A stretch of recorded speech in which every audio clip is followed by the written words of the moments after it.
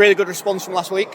Yeah, we kind of spoke about it in the week. We played that game last week and it was weird. There was like an aura of just, we just turned up and we didn't really step up to the challenge. And London did just the basics really well and we just didn't really step up to it. And it came from me as well. I think I got there a bit half-hearted.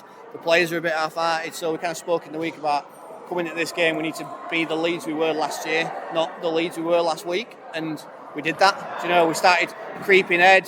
We started putting some stuff on, but we never once fell back into this kind of just throwing the ball around or doing silly stuff, and we never laxed on anything. Our defence was fantastic. All the players responded well, and it was a good game. Do you sometimes need a defeat or a performance like that just to kick you back up the backside? Massively. Like, we lost to Wigan in the grand final in 2023, and then the year after we went undefeated and won the grand final. And I think, speak for myself and a lot of the players after last week, we felt like we did after that grand final. So we kind of knew the fix. When you've been through a lot of these kind of things before, you know what the answer is. You've just got to then do it. And we kind of spoke about that final as well, how that made us, how we kicked on from that. So that we just.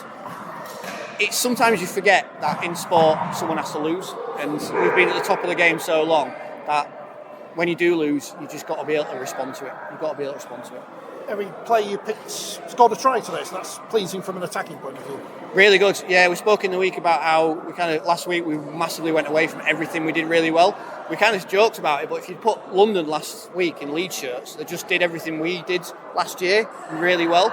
And we kind of joked about that, and so we were, let's just go back to what we do. And every player we picked knew their role, knew what they needed to achieve. And I've got to kind of give Cam big raps because he was supposed to play 40. But then Jody had to go to hospital because of a knee, and he ended up playing the full game. That's the first 8 minutes he's played, and it's a massive step up for him. But we've got to start getting these players in now and getting minutes under their belts. And he stepped up massively. How big a disruption was Jody's injury to you this afternoon? Well, she's the captain, isn't she? It's a big disruption. She leads by example in defence. She puts big tackles on. She's getting off the line, but you just got to adapt to it. And luckily we had players ready to roll who were happy to step in. And I think as soon as the players knew she's gone, kind of stepped it up another gear. They kind of wanted to do it for her and show that even if the captain's not there, they can stand up and deliver a performance. And they did, and I'm buzzing for them. Yeah, I'm buzzing for them. They've trained really hard in a week and then delivered it today. And you mentioned the defence earlier. You're pleased with the zero next to Hull's now? Yeah, Hull are constantly improving, constantly growing, and I don't want to say that like it's patronising. They're a good side. They've got some good players, and they get it. You watch them play there. Never once did they turn on each other. Never once did they start blaming each other. They've just kept fighting and kept going. And I play with quite a lot of them at the Armed Forces team as well. So I know they know what needs to be done and how they need to get there. They're just slowly building every game, and every year they're getting better and better. Was Josh Butler showing the selectors what they're missing out on this afternoon? Well, I did joke about it. I was like, I'd hate to be Hull today playing Josh, because when he went on, I kept him off for 20 minutes for a reason.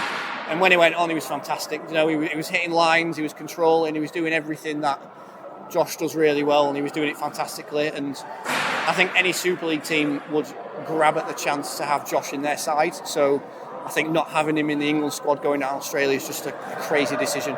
He's one of the best players in the league at the moment, and I think teams will queue up to get him in their shirt. So if it were me, I'd have him on that plane.